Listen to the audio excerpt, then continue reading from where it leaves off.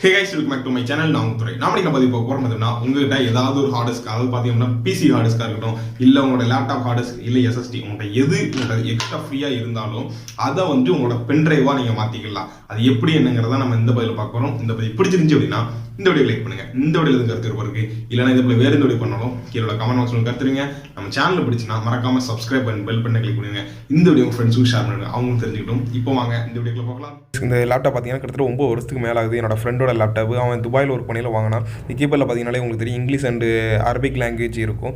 இந்த லேப்டாப் பார்த்தீங்கன்னா இதோட போர்டு வந்து போயிருச்சு. இந்த லேப்டாப்பில் உள்ள நான் ஹார்ட் டிஸ்க்கு தான் நான் எக்ஸ்டர்னலாக யூஸ் பண்ண போகிறேன். அதாவது பார்த்தீங்க அப்படின்னா இந்த பெரிய ஹார்ட் டிஸ்க் பார்த்தீங்கன்னா என்னோட பிசியில் உள்ளது. இந்த ரெண்டு ஹார்ட் டிஸ்க் பார்த்தீங்களா, ஒன்று வந்து எஸ்எஸ்டி, இன்னொன்று வந்து 160 GB லேப்டாப் ஹார்ட் டிஸ்க்கு. இந்த ரெண்டுமே பார்த்தீங்கன்னா இந்த லேப்டாப்பில் நான் எஸ்எஸ்டி இருக்காங்க கொஞ்சம் ஸ்பீடு வேணும் அப்படிங்கிறத எஸ்எஸ்டி யூஸ் பண்ணேன்.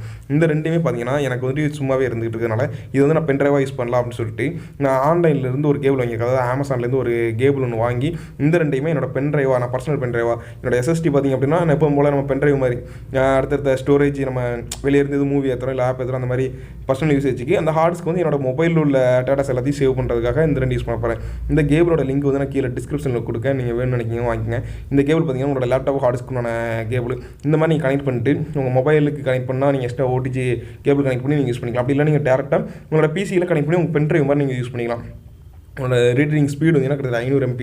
நீங்கள் பென்ட்ரைவ் நீங்கள் யூஸ் பண்ணுறீங்கன்னா கிட்டத்தட்ட ஒரு 150 MB அவ்வளோதான் வரும். பென்ட்ரைவ் நம்ம யூஸ் பண்ணுறத விட இந்த மாதிரி எஸ்எஸ்டி யூஸ் பண்ணுறது ரொம்பவுமே ப்ரோஜனம் கூட சொல்லுவேன். ஏன்னு சொல்லி கேட்டிங்க அப்படின்னா அதுக்குள்ளான வீடியோ வந்துட்டு ஆல்ரெடி நான் போட்டிருக்கேன். நீங்கள் பார்க்கலாம்னா மேலே காலில் கொடுக்கேன், கீழே டிஸ்கிரிப்ஷன் லிங்க் கொடுக்கேன், நீங்கள் வேணால் செக் பண்ணி பாருங்கள்.